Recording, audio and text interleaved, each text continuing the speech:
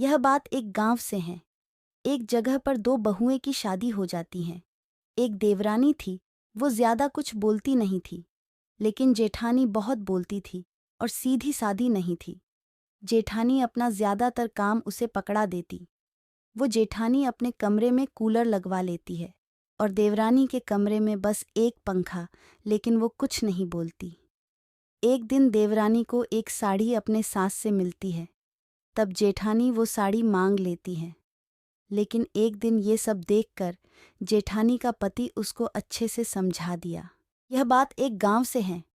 उस समय वहां गर्मी बहुत पड़ रही थी, कोई ज्यादा बाहर नहीं निकलता था। उसमें एक मजदूर रामू एक जगह काम करता था, इतनी कड़ी धूप में। वो बहुत परेशान था उस गर्मी में। उसका घर एक छोटा सा था जिसमें बहुत गर्मी पड़ती थी।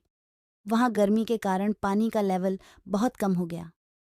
उन लोगों के पास एक भी पंखा नहीं था और पानी भी कम हो जाता। उसकी बीवी हर दिन पानी भरने जाती, इतनी दूर गर्मी में, और वो भारी बोझ उठा के भी लाती थी। और वहां शहर की ओर सबके घर में ऐसी था, जिसके कारण वहां गर्मी बिल्कुल नहीं थी। और वहां पे ठंडा पानी के लिए फ्रिज भी था। लेकिन सब अमीर लोग के पास स्विमिंग पूल था।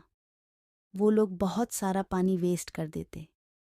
लेकिन एक दिन सरकार ने वहां पे नल लगवा दिए और सबको एक एक कूलर दे दिया उस पूरी गर्मी के लिए। यह बात एक गांव से है, एक घर से।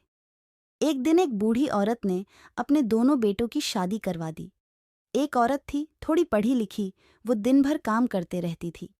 और एक औरत जो पढ़ी लिखी थी, वो काम करने जाती थी एक कंपनी में। वो औरत अपनी माँ दूसरी बहू जो पढ़ी लिखी थी, उसको ज्यादा प्यार करती थी और उसकी सारी बात मानती थी। और जो अनपढ़ थी, बस उससे काम करवाती रहती थी। एक दिन उसकी बहू ने बोला, माँ जी, मुझे भी आपके छोटे भाई के बेटे के शादी में जाना है, मुझे भी ले चलो ना। वो बोली, बस तू यही काम करते रह, कहीं जा मत। और अपने पढ़ी लिखी बहू को सब जगह ले जाती थी। पहली बहू को एक छोटा सा कमरा दी थी रहने को, और अपनी दूसरी बहू को एक अच्छा सा कमरा दी थी, ऐसी के साथ वहां बिल्कुल भी गर्मी नहीं लगती है। और पहले बहू के घर में बहुत गर्मी लगती थी।